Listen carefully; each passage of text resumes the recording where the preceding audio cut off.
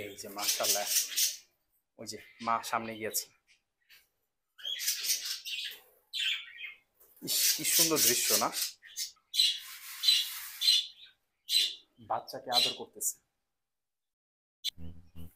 আসেন দেখাই। এই যে 7টা বাচ্চা, এখানে 3টা আছে অ্যালবিনো। আর মাদার যেহেতু ক্লাসিক, তো মাদারের মতো 4টা ক্লাসিক হয়েছে। কিন্তু এই এইটাকে নিয়ে আমি একটু ডাউট করছি, কারণ এইটা এমনও হতে পারে যে এই বাচ্চাটা বাবা মার মিক্সড হইতে পারে। তো যেহেতু 7টা বাচ্চা হয়েছে, এর আগের বার 3টা হয়েছিল, 3টা দেখেছেন আপনারা।